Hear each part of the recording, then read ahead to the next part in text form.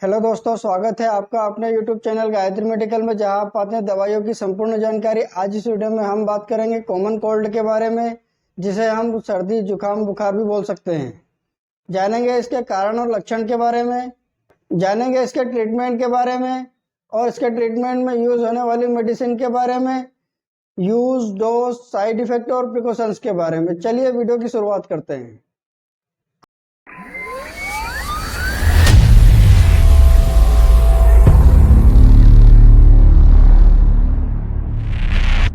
Common cold की बात करते हैं तो जिसे हम सर्दी खांसी बुखार कहते हैं। ये हर मौसम के बदलने के साथ आने वाली एक समस्या है, जिसके कारण गले में दर्द, सर्दी, खांसी, बुखार और ऐसे कुछ कॉमन समस्या आ सकती है। अब बात कर लेते हैं कॉमन कोल्ड के कारण की। कॉमन कोल्ड की बात करते हैं तो यह राइनो वायरस के कारण होता है और इसी वायरस के साथ कुछ कॉमन वायरस भी शामिल होते हैं, जैसे इन्फ्लुएंजा और पैरा इन्फ्लुएंजा जैसे वायरस शामिल होते हैं। इसके कॉमन कारण की बात करते हैं तो इसमें संक्रमित व्यक्ति के छींकने, खांसने के कारण तथा अन्य वायरस के कारण कॉमन कोल्ड हो सकता है। कॉमन कोल्ड मौसम के बदलने के कारण भी हो सकता है। व्यक्ति के संक्रमित भोजन करने से भी कॉमन कोल्ड हो सकता है। इसके अलावा कॉमन कोल्ड होने के और भी अन्य कारण हो सकते हैं। अब बात कर लेते हैं कॉमन कोल्ड के लक्षण की। सर्दी जुकाम के लक्षण की बात करते हैं तो ये कुछ ही दिन में दिखने लग जाते हैं। ऐसा बहुत कम होता है जिसमें सर्दी खांसी के लक्षण तुरंत दिखाई दे। ऐसे बहुत सारे व्यक्ति होते हैं जिनको सर्दी खांसी और फ्लू का अंतर बिल्कुल भी पता नहीं होता है। व्यक्ति को जब कॉमन कोल्ड होता है तो उस व्यक्ति की नाक बंद होने लग जाती है। अगर किसी व्यक्ति को साइनस की समस्या होती है तो उसको नाक बंद होना, नाक बहना, नाक भारी होना, बार बार छींक आना और किसी किसी व्यक्ति को तो स्मेल आना बिल्कुल बंद हो जाती है। उन्हें ना तो खुशबू आती है और ना ही बदबू आती है।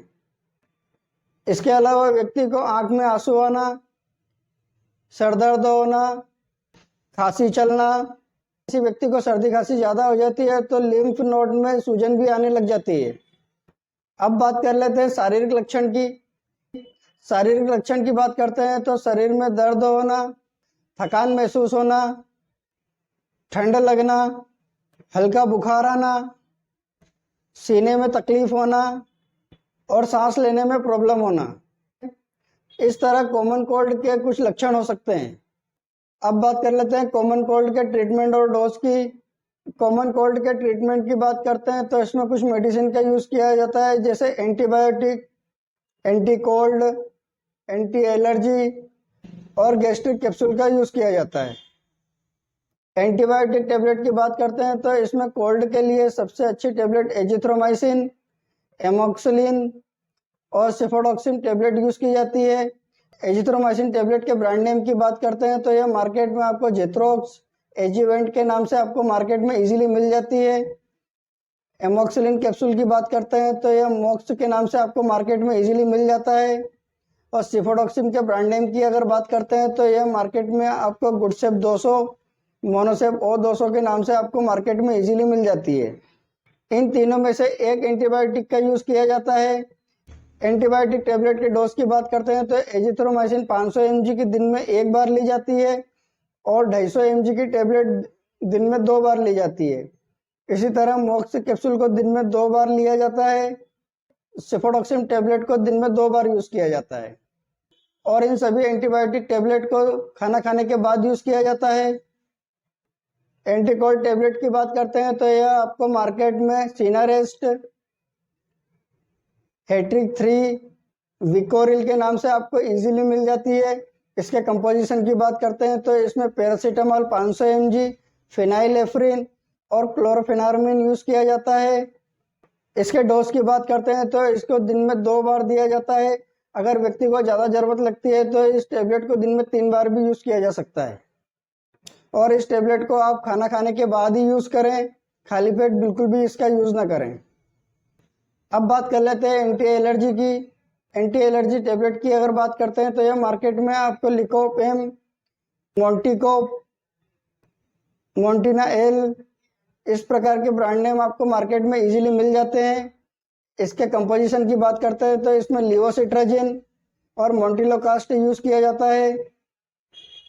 इसके डोज की बात करते हैं तो इसे दिन में एक बार यूज़ की जाती है और ज़्यादा अच्छा होगा आप इस टेबलेट को रात को सोते टाइम यूज़ करें। गैस्ट्रिक टेबलेट की बात करते हैं तो आप इसमें पेंटापेराजोल यूज़ कर सकते हैं, क्योंकि इसको यूज़ करने से आपको इन सभी टेबलेट का यूज़ करने के बाद आपको गैस्ट्रिक इरिटेशन और बर्निंग सेंसेशन की समस्या नहीं होती है। और पेंटापेराजोल के डोज की बात करते हैं तो आप इसे सुबह खाली पेट यूज़ करें और इसे दिन में एक ही बार यूज़ करें। हो सकता है जो ब्रांड नेम मैंने आपको बताया इसके अलावा आपके एरिया में किसी और ब्रांड नेम से मिले तो आप उसे भी यूज़ कर सकते हैं। अब बात कर लेते हैं साइड इफेक्ट की। इन सभी टेबलेट के साइड इफेक्ट की बात करते हैं तो nausea, vomiting, abdominal pain, headache, gastric irritation, loose motion, diarrhoea, dizziness, इस प्रकार के कुछ कॉमन साइड इफेक्ट हो सकते हैं। इसके अलावा अगर आपको कुछ साइड इफेक्ट दिखते हैं तो आप अपने डॉक्टर से कंसल्ट करें और टेबलेट को लेना बिल्कुल बंद कर दें। अब बात कर लेते हैं इसके वार्निंग और प्रिकॉशंस की।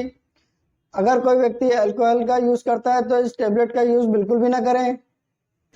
अगर किसी व्यक्ति को इन सभी टेबलेट से अगर किसी भी प्रकार की कोई एलर्जी होती है तो आप इस टेबलेट का यूज़ बिल्कुल भी ना करें। जितना हो सके आप संक्रमण से बचने की कोशिश करें। जितना हो सके आप संक्रमित व्यक्ति से दूर रहें। प्रेग्नेंट और ब्रेस्ट फीडिंग मदर इस टेबलेट का यूज़ अपने डॉक्टर की सलाह से करें। आप अपनी मर्जी से इस टेबलेट का यूज़ बिल्कुल भी ना करें। आपसे एक रिक्वेस्ट करूंगा, आप अपनी मर्जी से किसी भी प्रकार की कोई टेबलेट का यूज़ ना करें। आप अपने डॉक्टर या किसी फार्मासिस्ट की सलाह से इस टेबलेट का यूज़ करें। उम्मीद करता हूं कि आपको कॉमन कोल्ड के बारे में पूरी जानकारी मिली होगी। अगर वीडियो अच्छा लगे तो लाइक करें, शेयर करें, सब्सक्राइब करें, जिससे और भी लोगों को जानकारी मिल सके। जय हिंद, जय भारत।